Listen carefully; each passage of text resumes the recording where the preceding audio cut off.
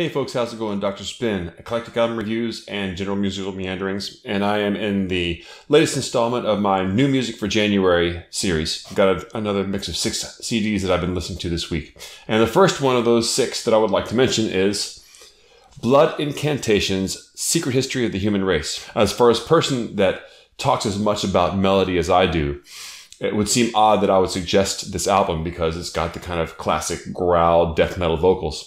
And to be honest, I don't really have a problem with that style of singing. But it's got to be coupled with another kind of musical point of interest. This particular album is really strong in its musicality. Melodic guitar, low tune melodic guitar work. It's also very erratic. It has kind of an angular quality to it that reminds me a little bit of like old school Mr. Bungle, but not quite as clownish. All those musical aspects of the album counterbalance the growling vocals for me.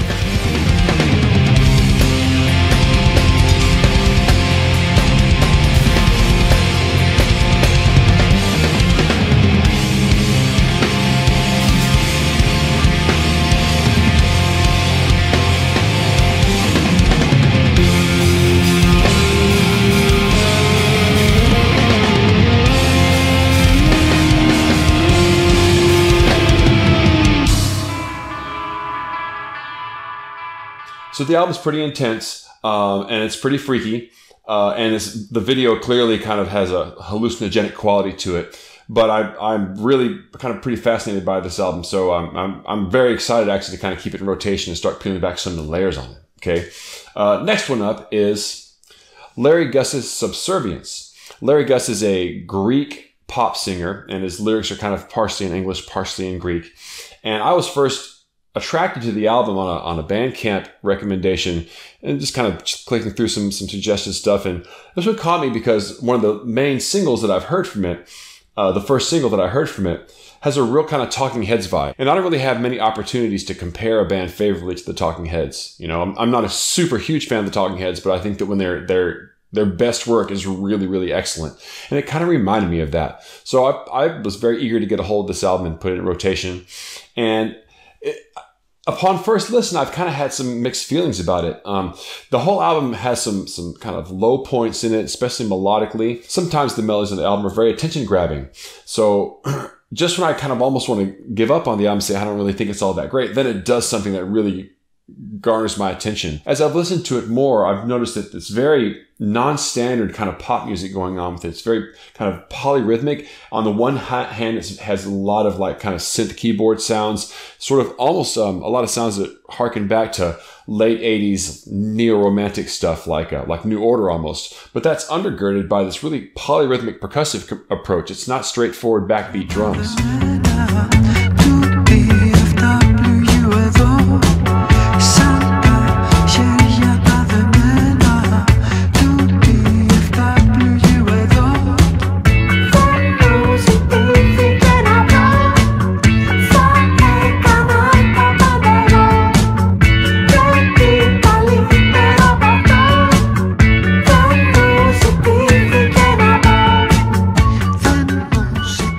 There's some layers to this album. I think it warrants further listen, but it's not immediately convincing as an album that really grabs my attention. An album that did grab my attention on the very first listen is Angel Olson's All Mirrors. Now, this is another album that I first discovered on a Bandcamp recommendation, but it kept on coming up on lots of top 10 lists and very high positions. And my first couple of just real quick listens to it were very attention grabbing. So I put it on the list, and it was a very big priority for me to discover this album. Its overall scope, it's kind of really orchestral scope that's going on with the album, also coupled with kind of like this real vintage vibe, almost like, 60s pop music in some cases. It captures this lush soundscape in between these two extremes that's very distinctive and very unique and very attention grabbing.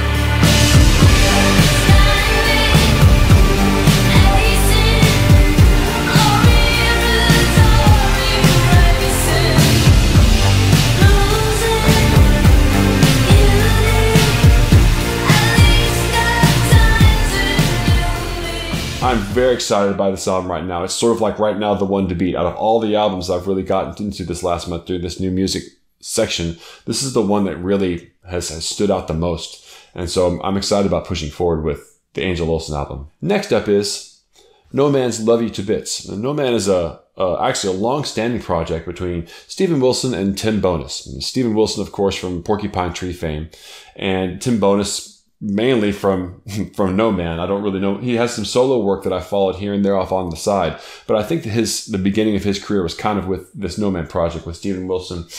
And in order to really put this album into context, you really have to think about the beginnings of what Steven Wilson was doing with Porcupine Tree, if you know much about that history. Even though Porcupine Tree became a very well-established and very influential progressive rock band, it has its beginnings as a studio project of Steven Wilson. And it was all him in the studio, mostly using drum machines and electronics to append his guitar playing and songwriting. That's the feeling that I get from this album. It reminds me a lot of those very, very early Porcupine Tree albums. I love you to bits. I love you to pieces. I love you like I don't love you at all.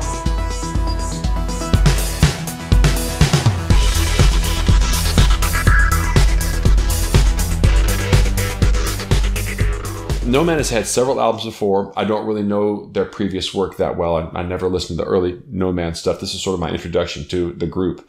But I did follow Tim Bonus for a while because I knew of his connection with Steven Wilson. Over the course of this album, it starts to have some really repetitive kind of cells going on with this, repetitive melodic cells that actually remind me a lot of things that he's done in his other albums. It just doesn't feel like, even though he's got a very good performance style, that his melodic sense is not as strong as perhaps this project could do to sustain these longer formed songs and keep them interesting.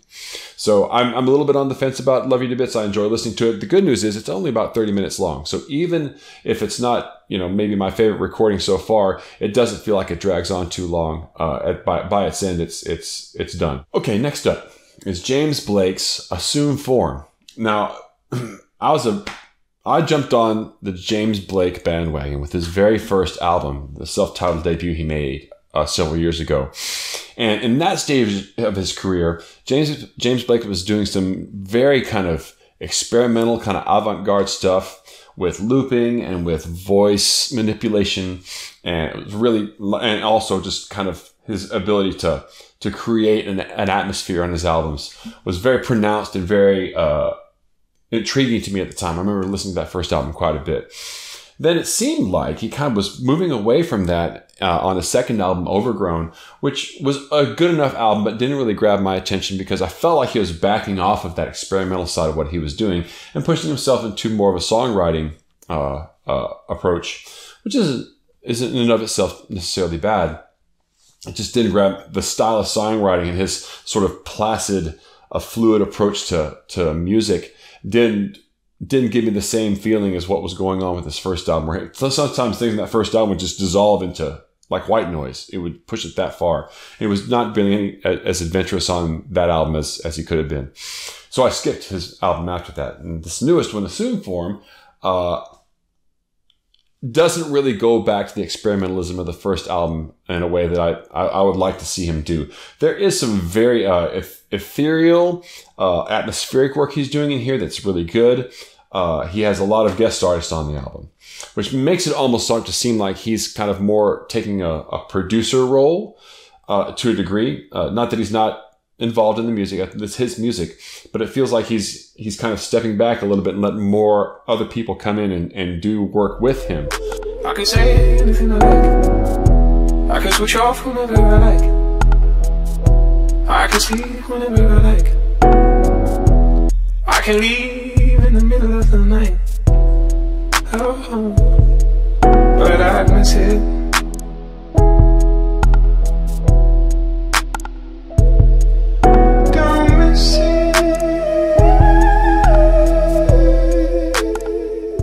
And the album has a very consistent feel across it. It still has that very vaporous, placid style that that James Blake has established already in his other albums. I'm just not sure if it's enough to capture my attention over the course of the full course of the album. I'm still trying to ingest a little bit, but it's another one that I'm not quite sure is going to stick. And it's too bad because I'd really like to see James Blake get back into that experimental stuff and kind of couple it with the songwriting that he's been doing in the last few albums. It just starts to feel a little bit too safe and almost adult contemporary by the time you get to this most recent album. And I'd like to see it pushed into somewhere a little bit more risky. Last album that I have up is Kankyo Ongaku, which is a collection of new age and ambient music from Japan. And this is another Bandcamp recommendation that has ended up being, again, way more engaging than I would have expected. It's a collection, it's a compilation. And so I'm usually very wary of compilations because they have a tendency to be uneven. But this particular one is curated very carefully. Many of these tracks are abridged and shortened from their original versions. So you don't have too many overly long tracks, over-representative tracks on the album from any one artist. This style of music, this sort of movement in Japan, was a response to Eric Satier's music. Kind of became into prominence in the late 70s and early 80s. And so as a reaction to that, the subculture of Japanese new age music showed up and has a very compelling approach to it. Of course, Japan itself, it's almost like it's full circle. A lot of this kind of new age music has its beginnings as influenced by perceptions of Asian music, and for it to come all the way back around to Japan, where like sort of there's the undercurrent of Zen culture going on that seems to fit very well with this style of music and that mindset. This collection has caused me to rethink a little bit my perception of what ambient music is, because there's a lot more melodic material on this album that I would normally attribute to what would be called ambient music.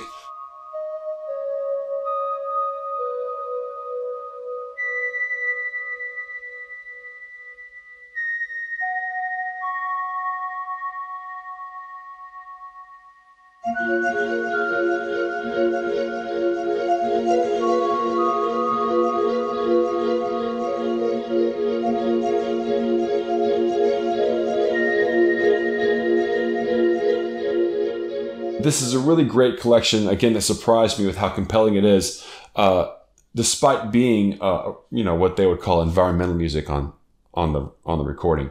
Also comes with a really, really great packaging.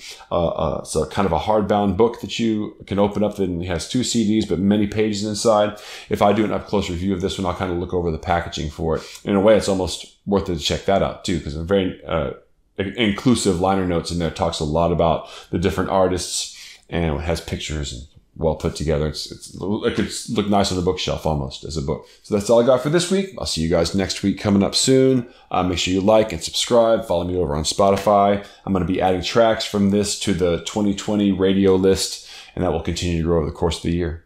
And until I see you next week, I'll catch you on the flip side.